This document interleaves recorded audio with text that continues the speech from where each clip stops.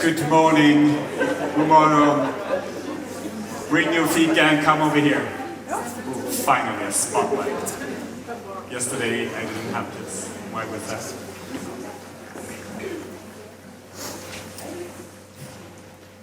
Okay. Please come forward. Day 2. Are we ready? Woo! Who was here yesterday? Oh, perfect. And who arrived today for the first time? Yay, welcome! I was about to shame you for not being there yesterday, but then I realized I have all day to shame you, that's right. Okay, we're gonna do for, especially our new ones, just repeat what the ground rules at the conference. So sorry for those of you that are gonna hear my random thoughts, but here comes. So, in 2014, Grafikens Hus lost its entire graphic collections in a fire. Since then, the museum has been working on building new art collection in a process that has raised questions about what kind of art is selected for a collection and what stories these works tell. Excuse me. Through exhibitions, public talks, performances, and artistic interventions, Grafikens Hus led a 3-year project titled Samlande tankar, Collecting Thoughts. The project that lasted from 2021 to 2024 was a study of archives and collections from a post-colonial and intersectional perspectives.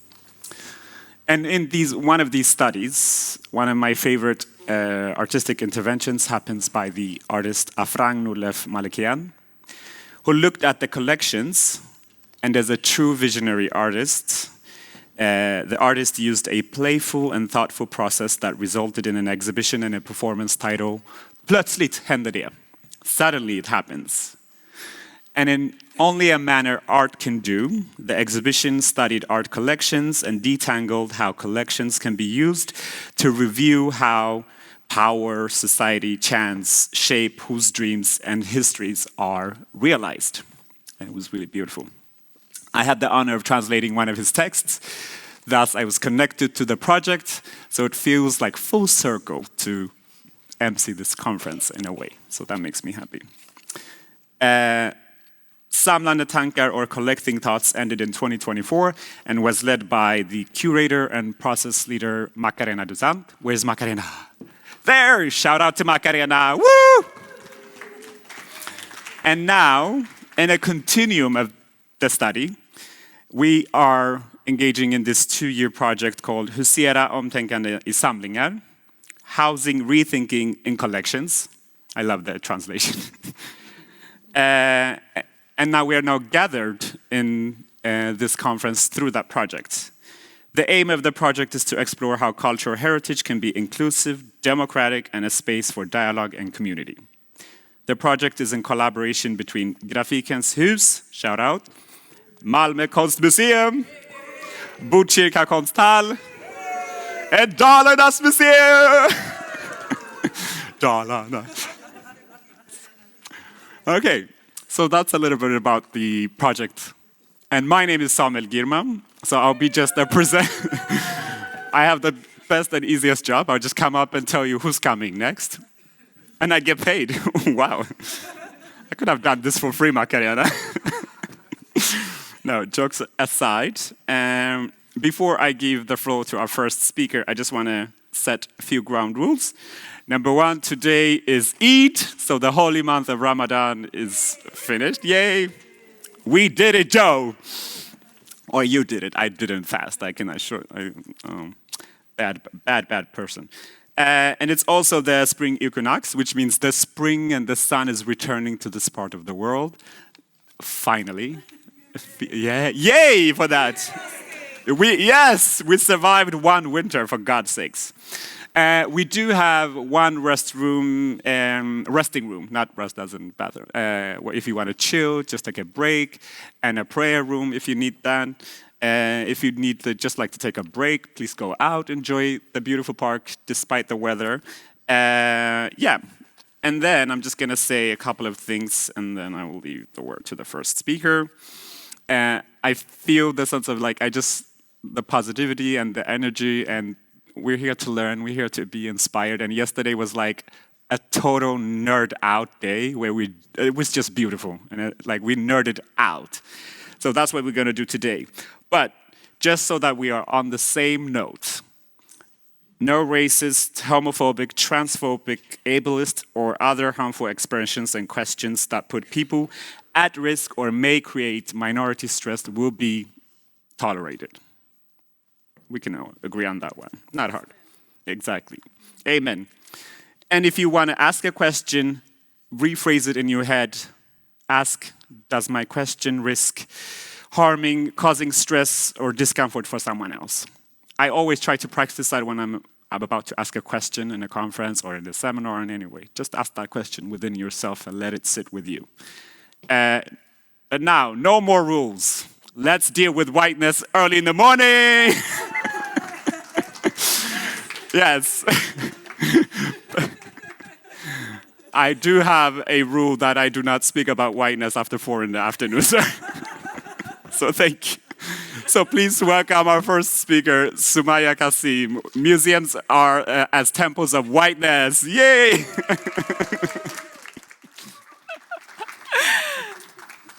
Oh my God, what an amazing introduction. I don't think I've ever had such an amazing introduction.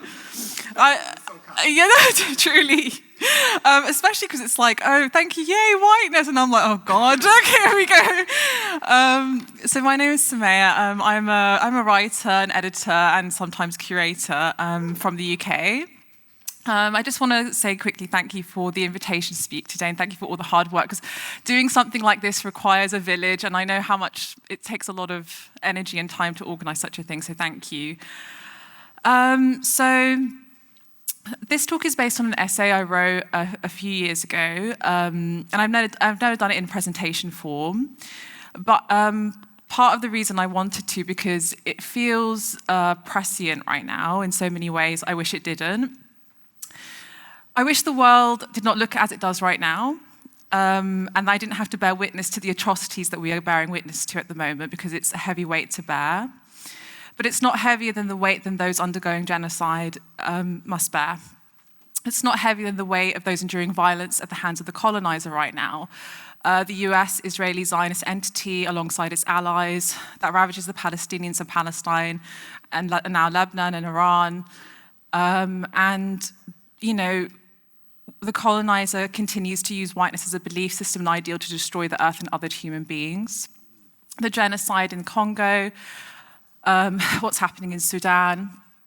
It's just heavy, basically. So the museum is central to this story. And I want to walk you through the way I feel in a museum, particularly the ethnographic museum as a visitor.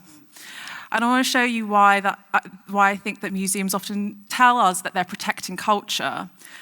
And that they tell us that they are symbols of democracy and freedom, but at the heart, they are temples of whiteness, and it is whiteness that they are protecting. So over the course of my life, I visited many, many museums, including the Imperial War Museum, which was traumatizing, and the Victoria and Albert Museum, and of course the British Museum, which is like, my friend calls it Babylon HQ. I'm British, I'm Arab, I'm disabled and neurodivergent, and many other complex intersections that make me me. And sometimes I say, oh, then maybe that's the reason that, I see things that other people don't. But really, I think that anyone can see these things if they are paying attention. And if indeed they can divest from what they benefit from ignoring certain things. So, let's go into the British Museum. Let's have a think about that. So, I'm walking down its corridors and I see these beautiful objects dimly lit to protect them from the sunlight. And there are these lovely statues and paintings, and it's like Western civilization in all caps.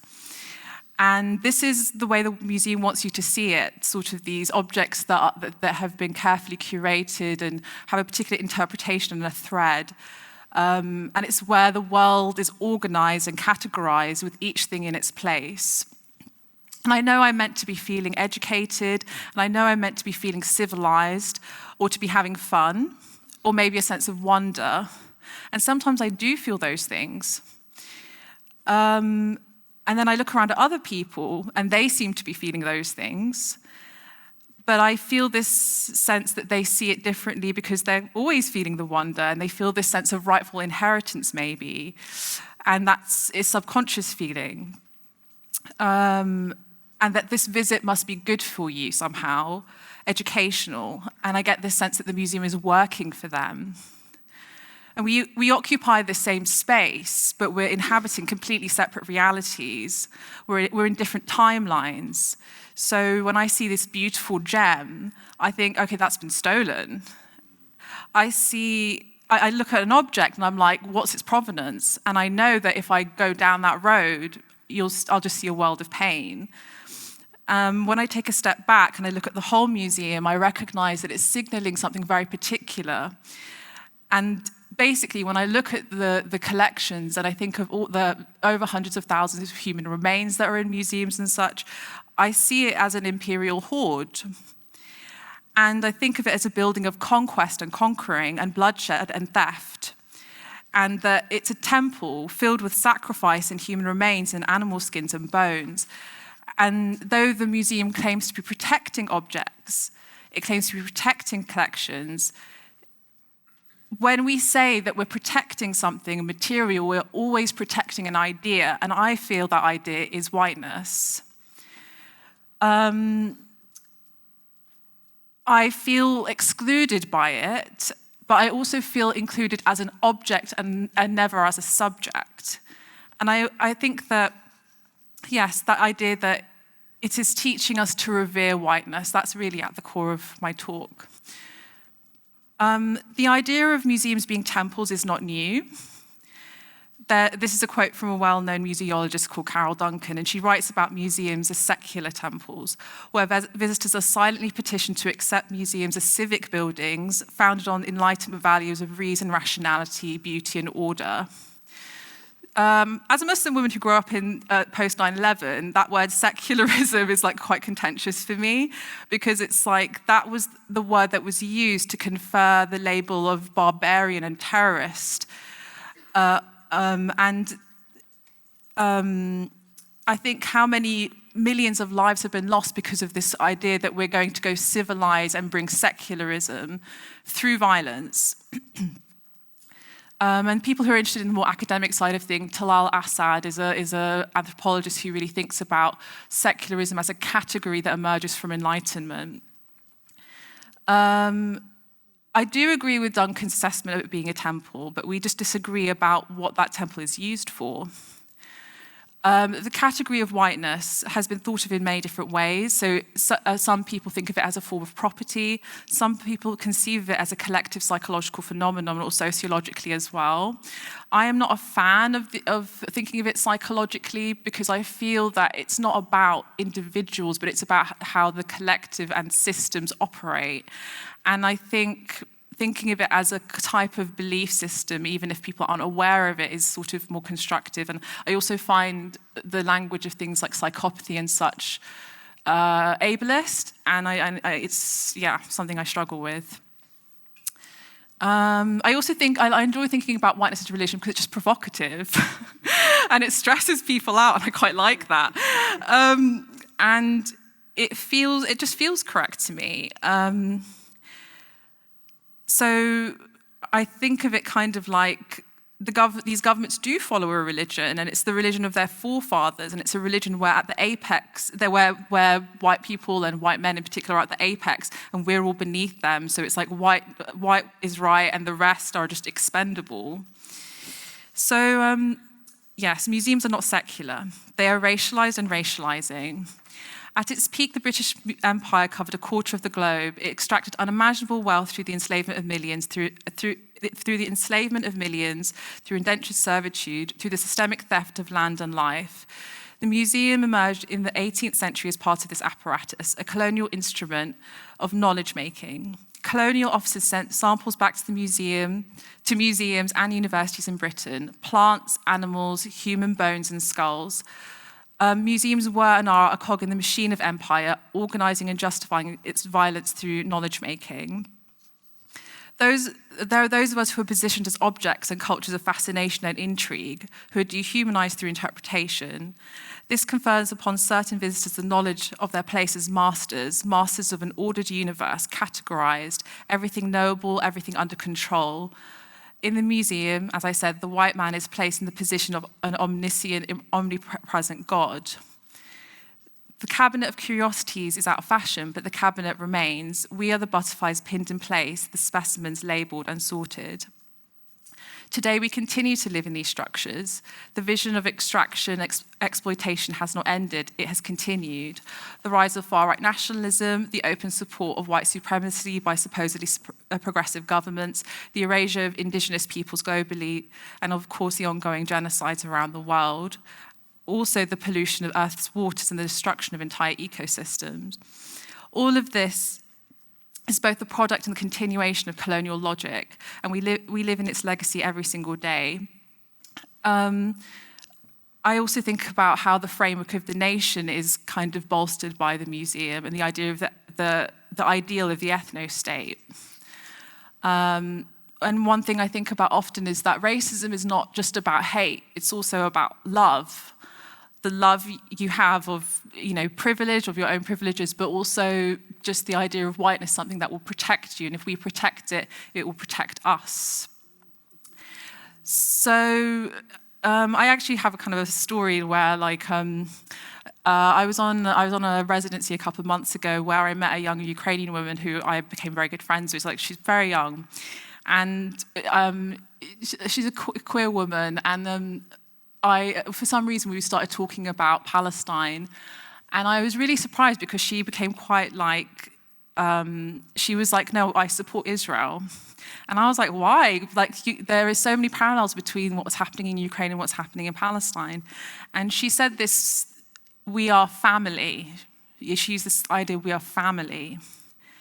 And I think you can read that in multiple different ways, but for me, that idea that some people are family and some people are not, that is the logic that the museums have always trafficked in, the idea of genus and genealogy, the nation as family, who is inside and who is outside, who is studied and who is preserved, whose humanity is protected and who is erased.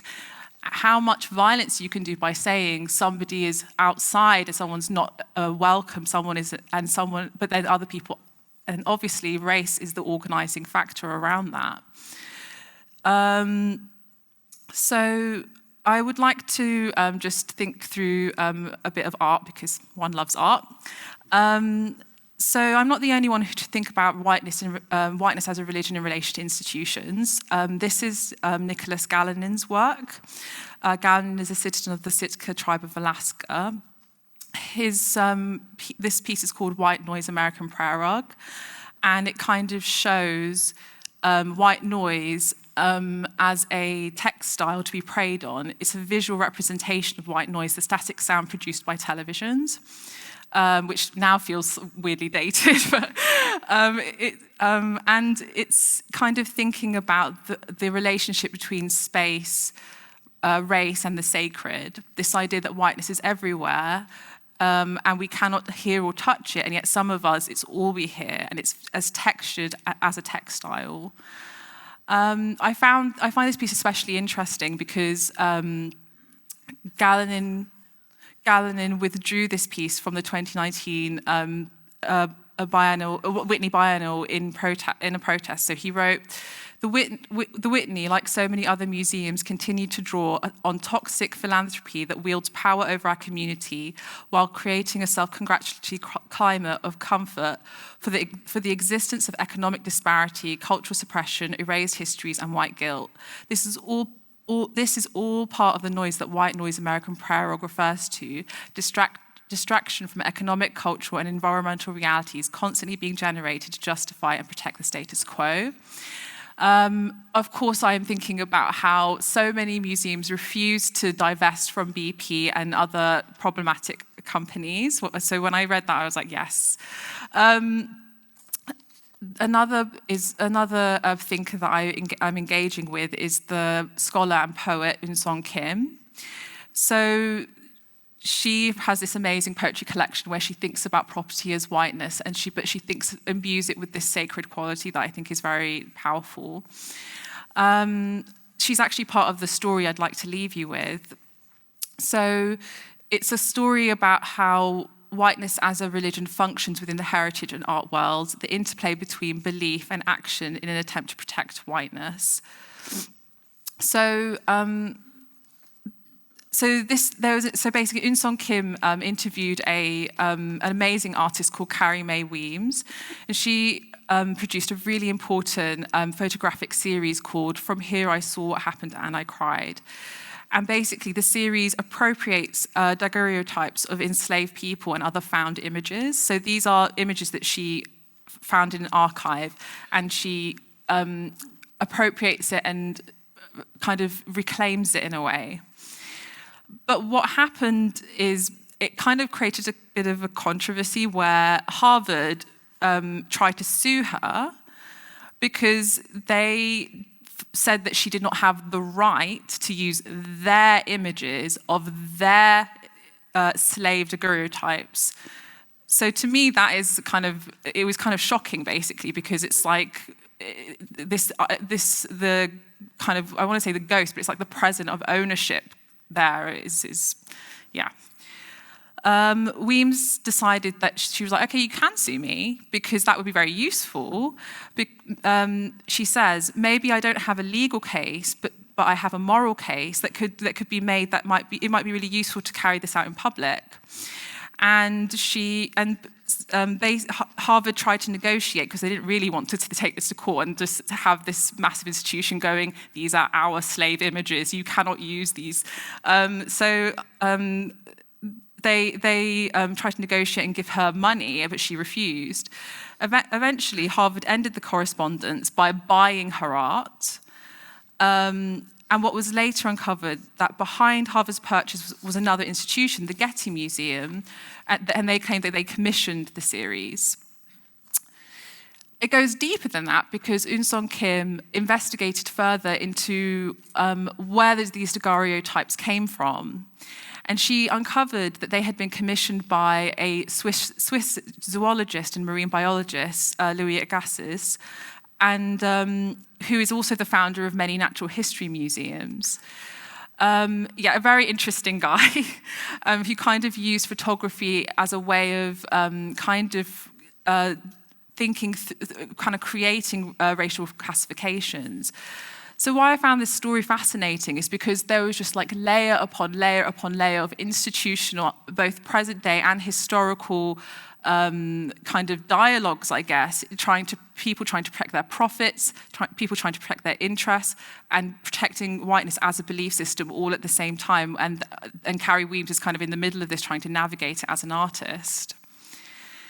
So to conclude, what was stolen from us through colonial processes is not only objects, not only land. It was our ability to see each other as full human beings. The decolonial matters here, not as an institutional program nor as curatorial strategy, but as a material demand, a refusal, an insistence to see that another way is possible. We began this talk by you following a feeling that I had, and I'd like us to kind of end by asking you to follow your own feeling. We protect what we love. We can see this in the way Indigenous people protect the land and how settlers do not protect it. We can see that in so many ways, museums often prioritize the collection and its reputation over living people. I believe that love is refusal, it's bearing witness, it's to see the thing that others do not and say it anyway, and it's to insist on the wholeness of humanity and the wholeness of other people's humanity. I think I would like to kind of end with a poem, if that's all right. It's a poem by a poet called Hiba Abu Nada, who was killed in Gaza in October 2023. It's translated by Huda Fakhruddin. It's called Not Just Passing. Yesterday, a star said to the little light in my heart, we are not just transients passing. Do not die. Beneath this glow, some wanderers go on, walking. You were first created out of love, so carry nothing but love. To those who are trembling, one day all gardens sprouted from our names, from what remained of heart's yearning. And since it came of age, this ancient language has taught us how to heal others with our longing, how to be a heavenly scent, to relax their tightening lungs, a welcome sigh, a gasp of oxygen. Softly we pass over wounds like purposeful gauze, a hint of relief, an aspirin. Oh, little light in me, don't die. Even if all the galaxies of the world close in, oh, little light in me, say, enter my heart in peace, all of you, come in. We have so much to learn, though we know the lessons, and it starts with this recognition. We are not specimens, nor are we gods. Thank you.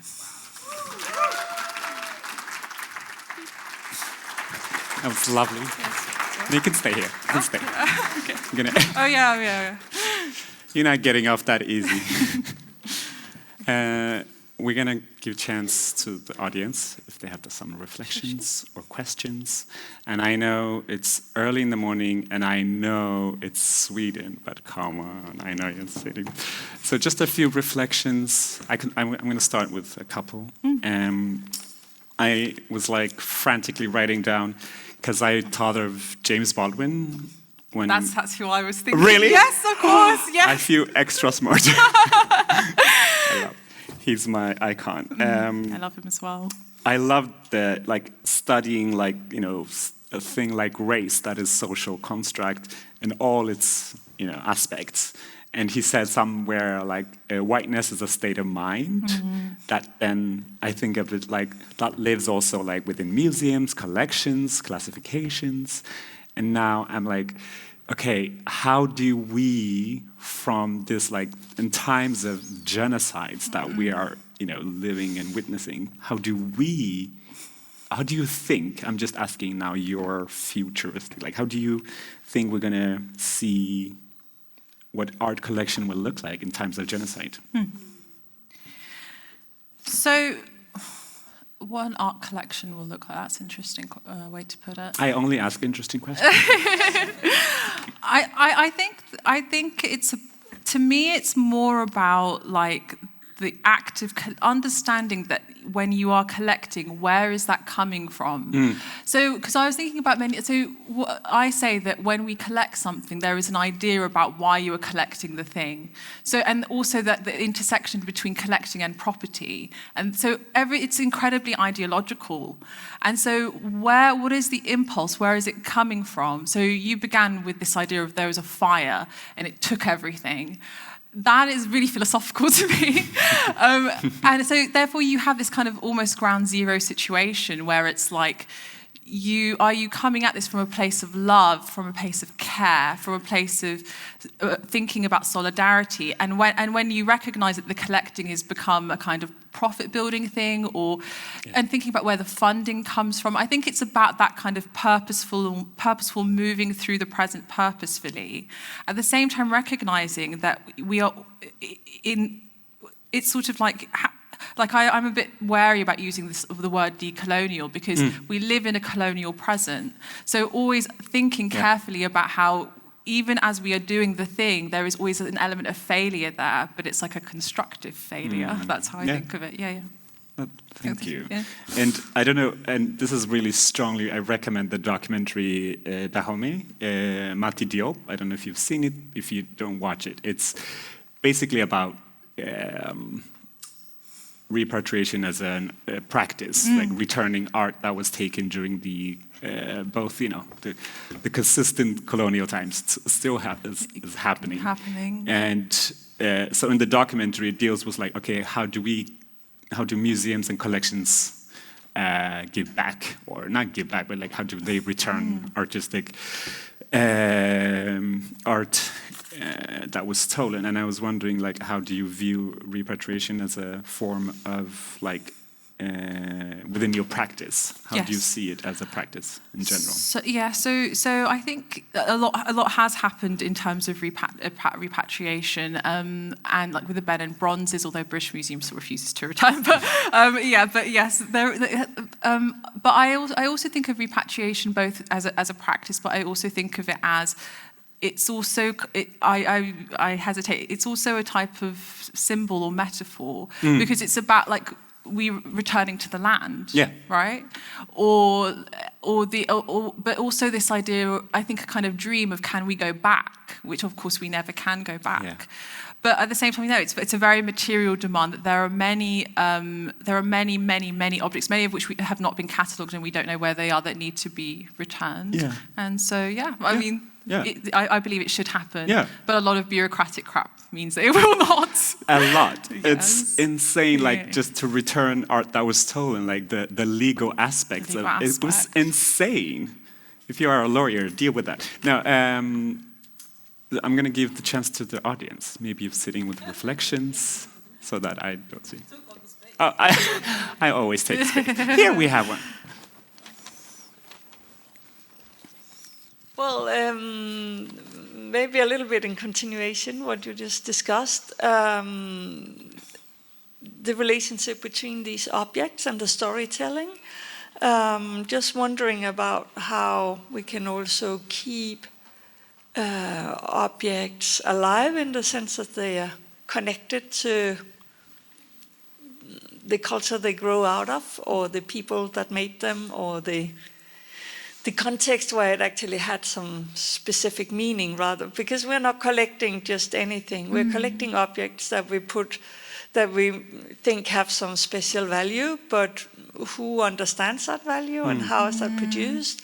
So how can we think about, or maybe be better at understanding the context or the source of these objects, or the history you were talking about also? But Tack. Thanks. Okay. Yes, so to me it sounds like, did I say that objects are not, that they don't have an inherent value? But it's actually, the answer is kind of in your question, because it's that thing of like, who confers the value on the object, and the stories we tell around it, and also the power of storytelling, which I do believe in. But maybe I'm kind of tired because I think I have been working in and around museums for a decade now, and so I have this very like contradictory feelings. Well, on one hand, the object is a portal to the past, and it tells us something meaningful about the person that made it, and it tells us something meaningful about a culture potentially. But then there's this other side of me, which is I cannot help but look at the context of the building and the context of the collection and the context of the world. And I feel this incredible sense of responsibility that to bring it all the way, all at the same time, and therefore that's why it's important to have people then come at me and take me in and out of both looking at the object as something that has a value and a worth, and that it can tell us something, and that perhaps it can be a portal to tell us about the wider world. But it's about how we layer those contexts, I suppose. I don't know if that answers your question, but like, I think it is about how you tell the story, and recognizing that the past is today. That's what I would say. Yeah. Yes. Hi, thank you for a great talk. I'm Nina Beckman from Grafikens Hus, which the collection burned down. So we are, of course, in a process of rebuilding a collection if one should have one. But it would be lovely to hear your thoughts on what you would send with us. Being sort of from the beginning, we can really make a change. And what would your thoughts be? And could you send some with us? Like an object? Or? No, rather, how should we think rebuilding a collection? Because there's none left, because it all burnt down in Lyon in 2014, like Samuel mentioned. Yeah, well, oh God, well, you guys are the experts. That's, wow, what would I leave you guys with? Yeah, no, honestly, I mean, I don't know if you find it trite, but like the love, you know, like even at the start, you know, I really felt this energy of real love and community. And it's just about really deeply holding on to that. And also maybe things like the idea of community and the idea of like, the kind of, I always think of it like people are a little bit always at tension with the institutional space, and that's because we are living, growing creatures, and so having the love between each other is the thing I would leave you guys with, I think. Yes. Yes. That's lovely, though. Oh, wonderful! I'm glad you. That was lovely. All right then. Okay, one last reflection question before we move on. You have time, but if you are sitting with it, if you are really like, okay, I need to ask this. Okay, I want to thank you so much. No problem. And I love whenever like the word witness comes up, I also go back to James Baldwin, being a witness of one's contemporary, one's time. Thank you for being a witness, and thank you for opening the day. Thank you. Yeah, thank you so much. Yay.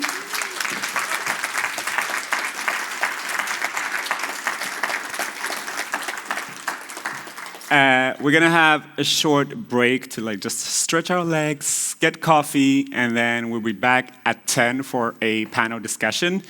That panel discussion will be in Swedish, right? Det blir på svenska? Yeah. So for those English speakers, I mean, you know, like when you go to a conference and then like I was like in Holland one time and then they started to speak in Dutch for like 40 minutes and I sat there and I was like, You don't have to. If you feel like, oh, I need a break for this panel conversation, don't sit here, you know, don't waste your time. Do whatever you need to do. But we'll be back at 10 for a Swedish panel discussion.